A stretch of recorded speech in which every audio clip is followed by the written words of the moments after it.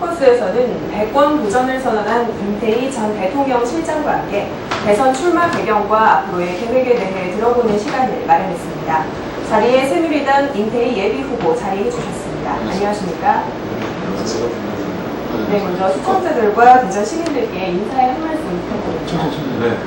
네, 대전 시민 여러분 안녕하십니까? 저 임태희입니다. 제가 지난해 말에 대통령 비서실장을 그만두고 이제 새누리당의 대선 후보 경선에 나섰습니다. 대전 시민 여러분들 찾아뵙고 저 임태희 이렇게 생긴 사람이고 이런 생각 갖고 있는 사람입니다. 그럼 저를 소개하러 이렇게 찾아뵙습니다. 이렇게 대전을 방문해 주셨는데요. 대전 방문의 의미와 계획은 어떻게 보십니까? 대전 지역, 춘천 지역은 우리나라 수도권을 제외하고는 가장 경제 역동적인 지역이죠. 인구는 저는 바로 대전 춘천 지역이 이제 우리가 새로운 정치, 싸움 정치가 아니라 생활 정치가 해나가는데 가장 저는 관심이 많으시다고 생각합니다. 그래서 대전 춘천 지역 여러분께 제가 생각하는 새로운 정치에 어떤 이런 내용을 좀 설명드리고 좀 이해를 구하고자 찾아왔습니다. 대선 예비 후보에 등록하셨는데요. 언제 결심을 하셨는지, 그리고 또 대선에 출마하게 된 이유는 무엇일까요? 우선 대선 출마는 저는 우리 정부가 하는 일, 또 앞으로 향후 약 한 10여 년간 우리나라 굉장히 중요한 지금 시기라고 생각합니다. 그래서 정권 재창을 해야 된다. 여기에 제가 앞장서야 되겠다는 감각이 나왔습니다. 그리고 앞으로 이제 대선 후보로서 여러 가지 하고 싶은 일이 있습니다. 아마 우리 사회는 좀 갈등을 어떻게 통합합니다. 그리고 국민들이 아주 어렵게 지금 살아가십니다.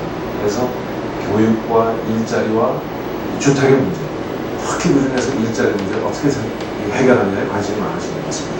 여기에 저는 모든 저의 정말 노력을 바치고자 출마했습니다.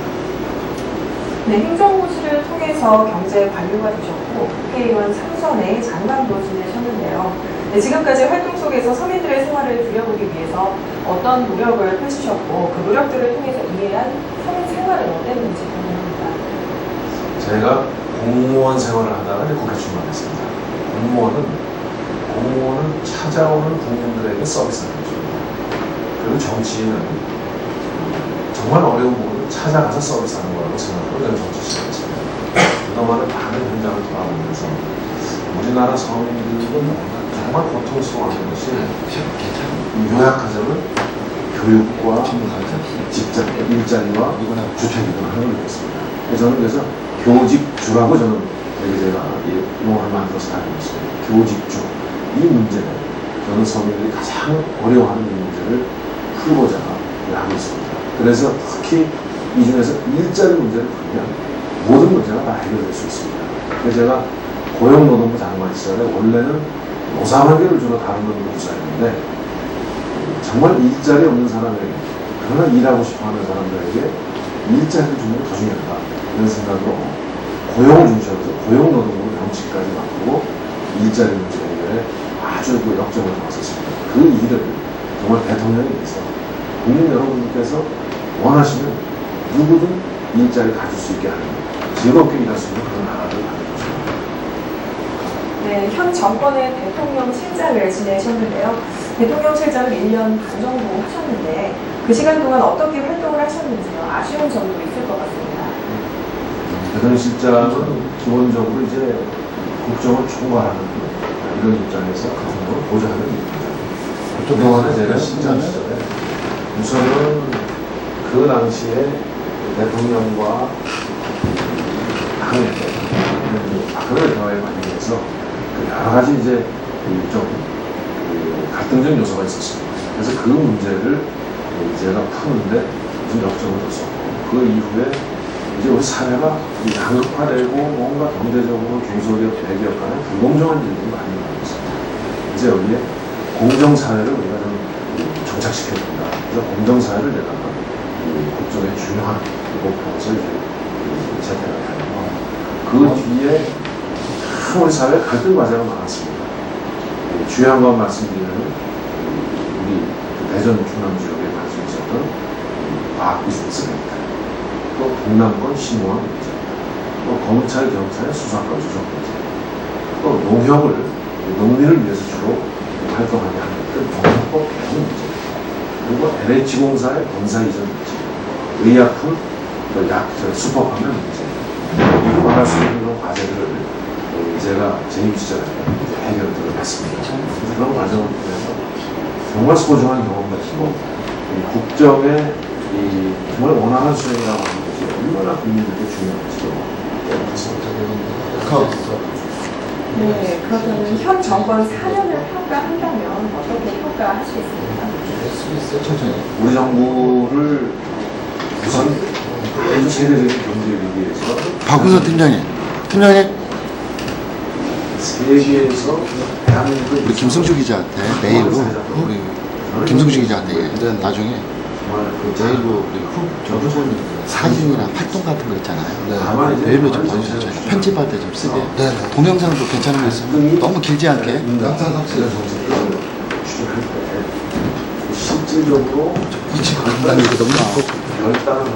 저 안에 기자를 거기다 내가 후보님 활동한 것들 있잖아요.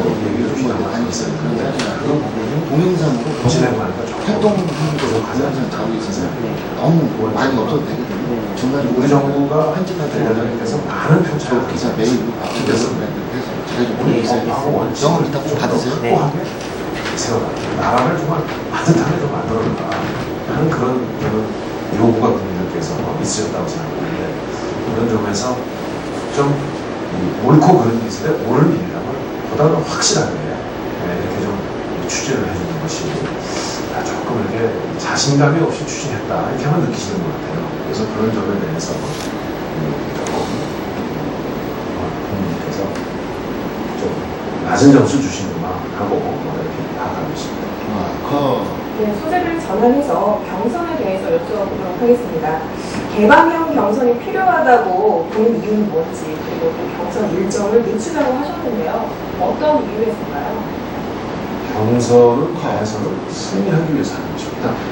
클로즈 보고 승리하기 위해서. 카메라 완샷 지금 우선 그 새누리당이 가지고 있는 지난 총선에서 보여줬던 한계, 이걸 이제 극복해. 왜냐하면 지금 우리 새누리당이 그동안에 온갖 양량을 집중해서 보여줬던 한계는 45% 내려요. 이걸 넘었으려면 약 한 6%의 확장을 해야 됩니다. 그러면 어디서 하느냐? 수도권, 또 중도층, 또 젊은 층에서 이제 확장을 해요. 그러기 위해서는 이분들이 관심 갖고 많이 참여하도록 경선 룰을 갖춰야 됩니다. 또 시기적으로도 지금 당내 룰대로 하면은 올림픽이 한참 진행 중인데 경쟁을 해요. 그래서 경선을 해요. 이것은 아무 국민들의 그냥 그들만의 행사가 끝날 가능성입니다. 그래서 보다 더 많은 국민들께서 관심 가지고 참여하실 수 있는 시기를 하는 것이 옳다고 생각합니다. 그래야 이 연말 대선에서 국민들께서 기꺼이 선택을 하신다. 이렇게 생각합니다. 룰을 변경한다고 해서 판세가 뒤집어지겠느냐는 의견도 있는데요. 어떻게 생각하시는지요? 그 판세라는 건 누구 후보한테 유리하냐 이런 말씀 주는 거죠. 그런데 이게 참 중요합니다. 지금 저를 포함해서 이 후보들이 룰을 바꾸자고 하는 것을 자신에게 유리하도록 룰을 바꾸자. 저는 이렇게 이해하면 그냥 잘못된 이해라고 생각합니다. 오해라고 생각합니다. 이게 아니고 제가 방금 말씀드렸어요. 어떻게 하면 경선을 통해서 우리 새누리당이 가지고 있는 한계를 극복하고 또 그동안은 새누리당의 지지 의사를 무시하지 않았던 지지율 확장, 새로운 확장을 한 6% 이상 할 수 있는 거구나. 여기에 초점입니다. 그래서 이것은 아무도 관심 갖지 않고 조용히 선거 치면 이게 바로 필패로 가는 길이라고 생각합니다. 대선 경선을 통해서 대선에서 승리하면 이번에 경선을 제대로 치러야 됩니다. 오늘 시기도 바꾸고 주셨다. 네, 그런가 하면 박근혜 대세론에 대해서 좀 짚어보도록 하겠습니다. 현재까지는 독보적인 일입니다만은 여권 내에서도 우려하는 시각이 있는 것 같습니다. 박근혜 대세론 어떻게 생각하십니까? 박근혜 전 대표께서는 지난 대선 때 이미 그 경선에 출마했기 때문에 유력한 후보셨기 때문에 또 그동안에 당을 이끌어왔기 때문에 저는 높은 건 당연하다고 생각합니다. 다만 그동안 그 역대 선거를 보면 대세론이 없었던 적이 없습니다. 그러나 대세론이 또 그대로 간 적도 없습니다. 결국 대선은 누가 시대 정신에 부합하냐, 시대 요구에 누가 맞느냐 하는 점을 기준으로 국민들이 선택하시는 행사라고 생각합니다. 그런 점에서 앞으로 좀 지켜봐 주시기 바랍니다. 대세론은 바뀔 것입니다. 네, 최근 정가의 종북 논란이 거센데요. 현 상태 어떻게 보고 계십니까? 네, 중국. 우리 사회에서 저는 이념적 자유를 폭넓게 허용해야 된다고 생각합니다. 다음이 마지막 질문입니다. 끝나고 클로징 멘트하고 끝내니까. 다만 국회의원은 헌법을 준수하겠다고 선언한 국회의원. 그 국회의원은 바로 자유대한민국, 헌법에 의해서 설립된 그런 자유대한민국에 대한 가치를 인정하고 따라야 된다고 생각합니다. 그런데 만약에 자유대한민국에 대해서 부정하거나 이런 사람은 저는 국회에서 자격이 없다고 생각합니다. 바로 그런 국회의원들에게 국민들이 낸 세금을 저는 지원하는 건 반갑다고 생각합니다. 그런 점에서 이제 바로 자유대한민국의 가치를 인정하는 그런 측면에서 이제 종북을 했었는데 하나 우려스러운 것은 마치 이것이 우리가 흔히 얘기하는 네 편 내 편에 갈라서 나를 지지하지 않는 상대를 그냥 무조건 혹시 좌파 혹은 종북 이렇게 몰아붙이는 것으로 발전하면 이건 또 다른 사회 갈등을 야기시킬 가능성이 크다. 저는 그래서 분명하게 과거의 행적이나 현재의 언행이 바로 이 대한민국의 가치를 인정했느냐 안 했느냐 하는 점을 따져야지 이거를 마치 그 머릿속에 들어있는 사상을 지레짐작해서 만약에 이 부분을 제기하고 나간다면 이거는 굉장히 사회적으로 또 다른 갈등의 문제가 될 수 있다 이런 생각합니다. 정말 분명하게 하되 좀 편가르기에 이용을 안 했으면 좋겠습니다. 이번 대전에서 개최된 기자 간담회를 통해서 과학도시 대전의 발전을 이끌겠다고 말씀을 하셨는데요. 대전 충청권을 위한 어떤 계획을 갖고 계신지 궁금합니다.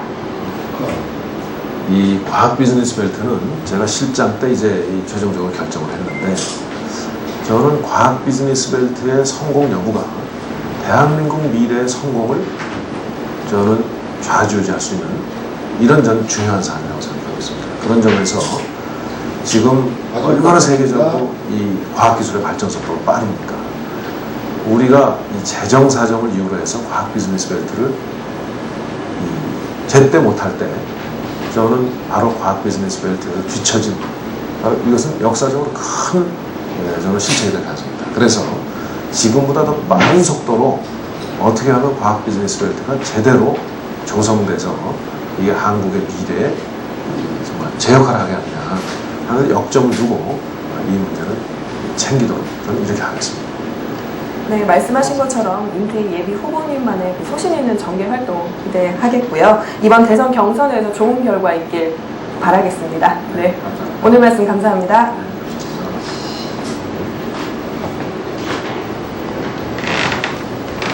수고했습니다. 네, 수고하셨습니다. 왜 굳이 아니죠? 시범적으로 나오네요.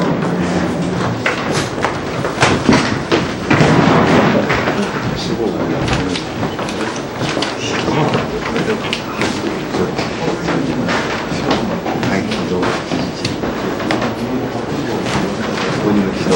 아, 네, 나머지는.